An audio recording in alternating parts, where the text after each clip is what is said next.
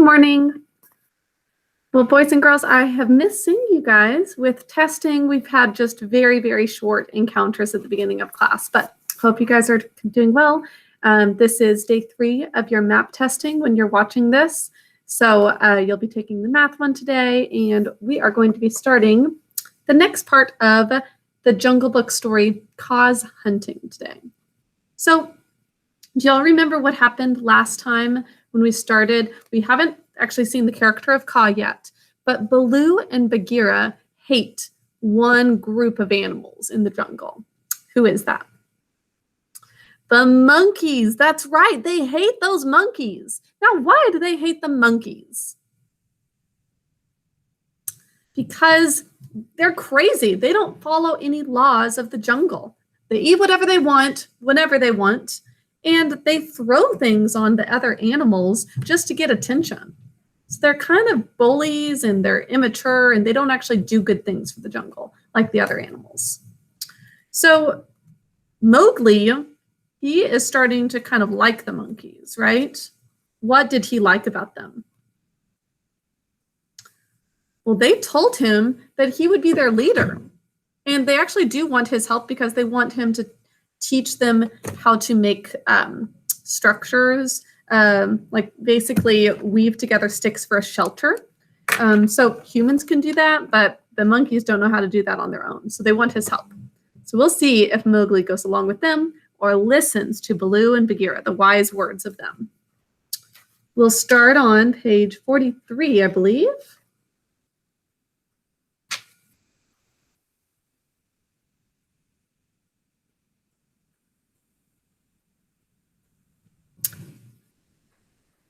You know what? Actually, I'm not quite sure where we left off. I think it was either 42 or 43. I'm going to start at 42, though. Now, they never meant to do any more. The Vanderlog never mean anything at all. But one of them invented what seemed to him a brilliant idea. And he told all the others that Mowgli... Oh, we did read this, actually. This is where they say their idea was to have Mowgli teach them how to weave sticks together.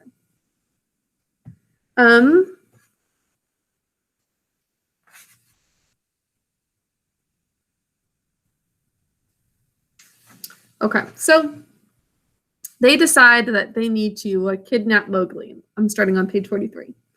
The next thing he remembered was feeling hands on his legs and arms, hard, strong little hands, and then a swash of branches in his face. And then he was staring down through the swaying boughs as Baloo woke the jungle with his deep cries, and Bagheera bounded up the trunk with every tooth bared.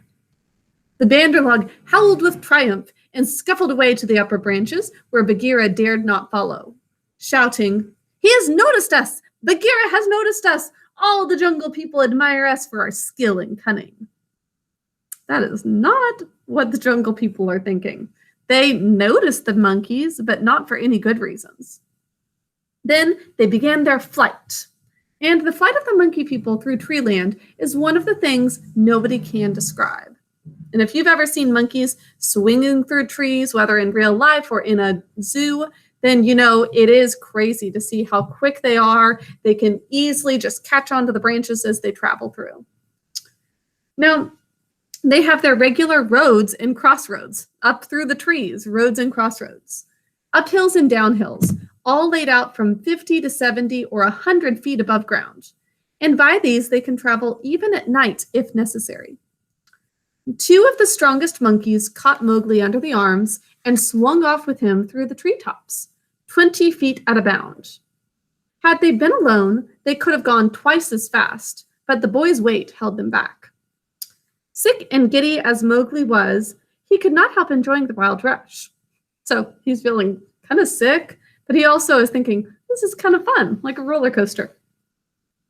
Though the glimpses of earth far down below frightened him, and the terrible check and jerk at the end of the swing over nothing but empty air brought his heart between his teeth.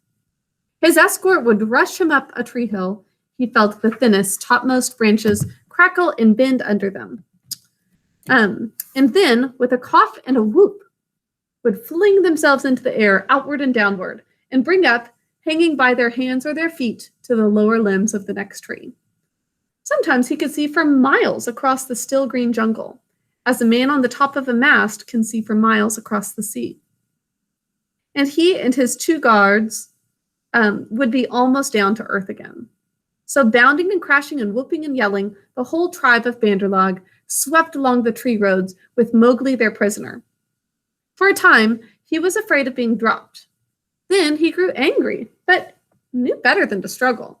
And then he began to think. The first thing was to send back word to Baloo and Bagheera, for at the pace these monkeys were going.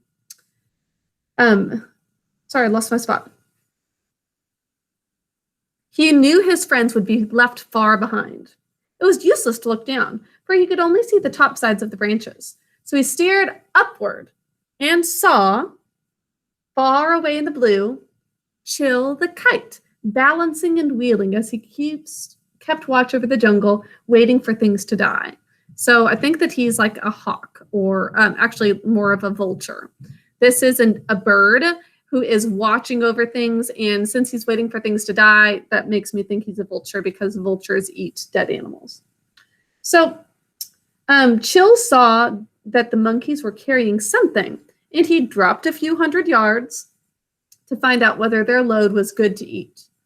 He whistled with surprise when he saw Mowgli being dragged up to a treetop and heard him give Kite the call for, "We be of one blood, thou and I."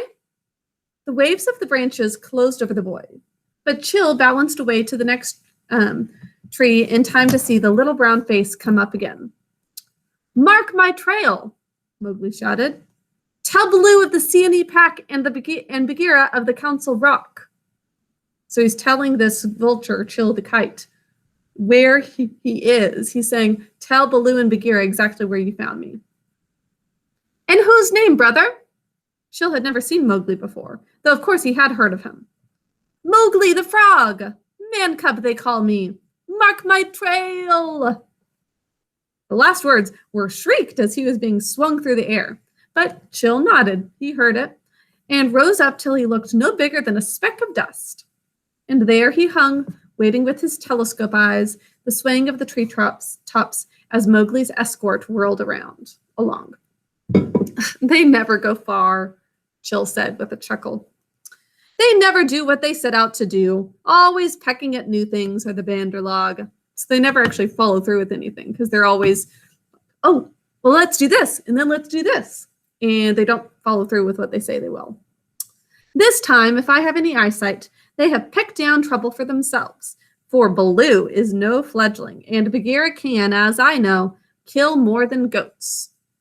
So he's saying, monkeys, you made a big mistake because Baloo and Bagheera can kill you easily. So he rocked on his wings, his feet gathered up under him, and he waited. Meantime, Baloo and Bagheera were furious with rage and grief. Bagheera climbed as he had never climbed before, but the thin branches broke beneath his weight, and he slipped down, his claws full of bark. He's so protective of little Mowgli, and now he's gone. "Why didst thou not warn the man cub?" he roared to poor Baloo, who had set off at a clumsy trot in the hope of overtaking the monkeys. "What was the use of half slaying him with blows if thou didst not warn him?" So remember that Baloo didn't warn Mowgli of these monkeys, and then Mowgli went off with them and came back, and then they kidnapped him again. And Bagheera is saying, it's because you didn't tell him to watch out for these monkeys. But it might have happened anyway. "Haste, oh haste, we may catch them yet," Baloo panted. At that speed, it would not tire a wounded cow. So Bagheera's a panther, much, much faster than a bear. He's thinking, "Baloo, you're not going fast enough." "Teacher of the law, cub beater, a mile of that rolling to and fro would burst thee open. Sit still and just think. Make a plan. This is no time for chasing. They may drop him if we follow too close." "Arula, woo!" They may have dropped him already, being tired of carrying him. "Who can trust the Banderlog? Put dead bats on my head. Give me black bones to eat. Roll me into the hives of the wild bees that I may be stung to death, and bury me with a hyena, for I am the most miserable of bears. Arulala! Wahoo!" Oh, Mowgli, Mowgli, why did I not warn thee against the monkey folk instead of breaking thy head? Now perhaps I may have knocked the day's lesson out of his mind, and he will be alone in the jungle without the master words. So Baloo is thinking, I should have knocked your head and given you a bruise rather than you being taken by these monkeys. Baloo clasped his paws over his ears and rolled to and fro, moaning. At least he gave me all the words correctly a little time ago, said Bagheera impatiently. Baloo, thou hast neither memory nor respect. What would the jungle think if I, the Black Panther, curled myself up like Ikki the Porcupine and howled?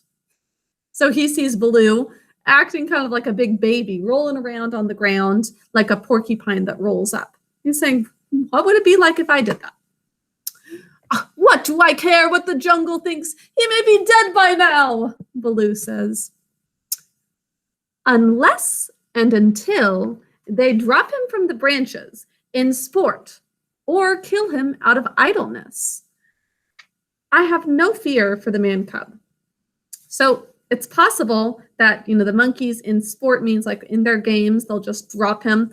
And in idleness, where they're just not really thinking, because there's a lot of times where they're not actually using their brains, they drop him. So they've got to hope with that. He is wise and well taught.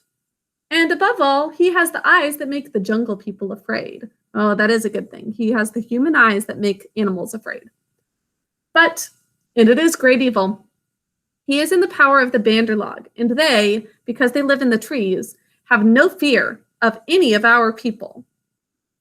Bagheera licked one forepaw thoughtfully. And then Baloo says, oh, fool that I am! Oh, fat, brown, root-digging fool that I am! Said Baloo, finally uncurling himself with a jerk.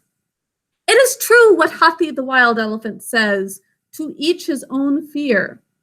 And they, the Banderlog, fear Kaa the rock snake. Who are the monkeys afraid of? Kaa the rock snake. So that's good to be aware of.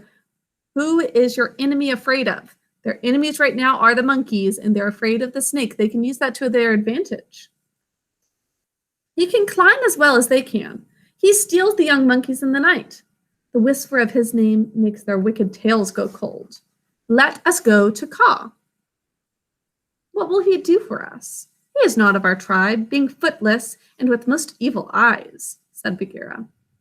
Which is true, that snakes are known to be evil like this. So he's saying, why would he even help us? He is very old and very cunning. Above all, he is always hungry, said Baloo hopefully. Promise him many goats. So if you offer him something good, maybe he will start to befriend you, or to help you, that is. He sleeps for a full month after he has once eaten. He may be asleep now, and even were he awake, what if he would rather kill his own goats? Bagheera, who did not know much about Kaa, was naturally suspicious. And that's true in most stories, that snakes are suspicious creatures. Then, in that case, thou and I together, old hunter, might make him see reason. Here, Baloo rubbed his faded brown shoulder against the panther, and they went off to look for Kaa, the rock python. They found him stretched out on a warm ledge in the afternoon sun, admiring his beautiful new coat, for he had been in retirement for the last 10 days, changing his skin. You know how snakes shed their skin like a lot of reptiles. So he's proud of his new skin. And now he was very splendid. I'm on the top of page 48, by the way, if you're following along. Darting his big blunt-nosed head along the ground and twisting the 30 feet of his body into fantastic knots and curves and licking his lips as he thought of his dinner to come. Look at that, Baloo says. He hasn't eaten yet. If he's licking his lips, that means he's hungry. So this is a good time to offer some goats. With a grunt of relief, as soon as he saw the beautifully modeled brown and yellow jacket. Be careful, Bagheera, Baloo said. He's always a little blind after he has changed his skin, and very quick to strike. Now, Kaa was not a poison snake. In fact, he rather despised the poison snakes as cowards. But his strength lay in his hug. And when he had once lapped his huge coils round anybody, there was no more to be said. So, like a constrictor snake that kills its prey by wrapping its very muscular body around the prey. "Good hunting," cried Baloo, sitting up on his haunches. Like all snakes of his breed, Kaa was rather deaf and did not hear the call at first. Then he curled up ready for any accident, his head lowered. "Good hunting for us all," he answered. "Oh, ho, Baloo, what dost thou do here? Good hunting, Bagheera. One of us at least needs food. Is there any news of game afoot? A doe now, or even a young buck? I am as empty as a dried well." He is ready for food, but he's polite because he's saying good hunting to them, hoping that they also find something to eat. "We are hunting," said Baloo carelessly. He knew that you must not hurry Kaa. He is too big. "Give me permission to come with you," said Kaa. "A blow more or less is nothing to thee, Bagheera or Baloo, but I have to wait and wait for days in a wood path and climb half a night on the mere chance of a young ape. Pshaw! The branches are not what they were when I was young. Rotten twigs and dry boughs are they all." "Maybe thy great weight has something to do with the matter," said Baloo, saying, "You're pretty heavy, Kaa. Maybe that's why the branches are starting to crumble." "I am a fair length, said Kaa with a little pride. So he's proud that he's so big. "But for all that, it is the fault of this new-grown timber. I came very near to falling on my last hunt. Very near indeed. And the noise of my slipping, for the tail was not tight wrapped around the tree, waked the Banderlog, and they called me most evil names." "Footless yellow earthworm," said Bagheera under his whiskers, as though he were trying to remember something. Footless yellow earthworm. You can imagine a snake would not like that. "Psst! Have they ever called me that?" said Kaa. Something of that kind it was that they shouted to us last moon, but we never noticed them. They will say anything, even that thou hast lost all thy teeth, and wilt not face anything bigger than a kid, because they are indeed shameless, these Banderlog, because thou art afraid of the he-goat's horns. Bagheera went on sweetly. So he's trying to egg him on. Now a snake, especially a wary old python like Kaa, very seldom shows that he is angry. But Baloo and Bagheera could see the big swallowing muscles on either side of Kaa's throat ripple and bulge. So he doesn't usually show his anger, but you can tell he is now. "The Banderlog have shifted their grounds," he said quietly. "When I came up into the sun today, I heard them whooping among the treetops." They're starting to get him mad at the Banderlog. This is top of page 50. It is the Banderlog that we follow now, said Baloo. But the words stuck in his throat, for that was the first time in his memory that one of the jungle people had owned to being interested in the doings of the monkeys. So they've never actually voiced something about the monkeys because they don't want to give the monkeys attention because that's all the monkeys actually want. Beyond doubt, then, it is no small thing that takes two such hunters, leaders in their own jungle, I am certain, on the trail of the Banderlog. Kaa replied courteously as he swelled with curiosity. Indeed, Baloo began, I am no more than the old and sometimes very foolish teacher of the law, Baloo, to the Seeonee wolf cubs. And Bagheera here is Bagheera, said the Black Panther, and his jaws shut with a snap, for he did not believe in being humble. The trouble is this, Kaa. Those nut stealers and pickers of palm leaves had stolen away our man cub, of whom thou hast perhaps heard. I heard some news from Ikki. His quills made him presumptuous. So Ikki, the porcupine who we heard about before, he has told him about Mowgli. Of a man thing that was entered into a wolf pack, but I did not actually believe it. Ikki is full of stories half heard and very badly told. That is not a good thing. Stories half heard and very badly told. So Icky the porcupine apparently is just a gossip. He goes around and tells things that he's heard, but it actually is far from the truth. But this is true. He is such a man cub as never was, said Baloo. The best and wisest and boldest of man cubs. My own people, who shall make the name of Baloo famous through all the jungles. And besides, we love him, Kaa. Tss, tss, said Kaa, shaking his head to and fro. I also have known what love is. There are tales I could tell that need a clear night when we are all well fed to praise properly, said Bagheera quickly. He's cutting off Kaa's story, saying, don't tell me about your love. I need you to focus on hunting right now. Our man cub is in the hands of the Banderlog now, and we know that of all the jungle people, they fear Kaa alone. They fear me alone. Well, they have good reason, said Kaa. Chattering they are, foolish, vain.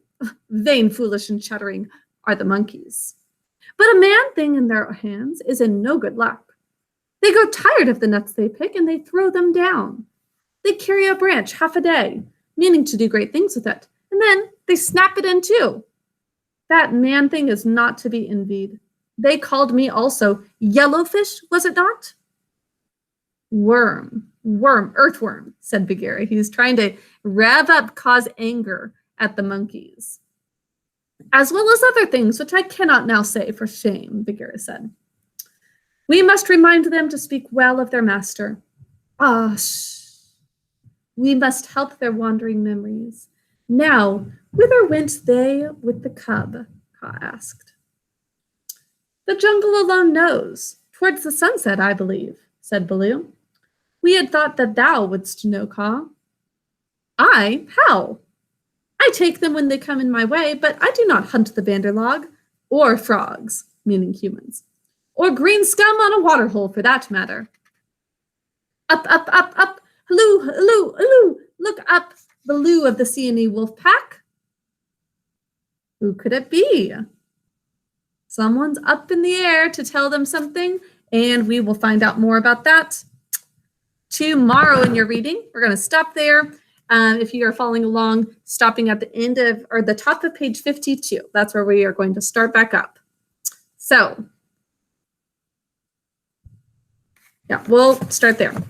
Okay, boys and girls, hope you are enjoying the story. I will talk to you later. Bye.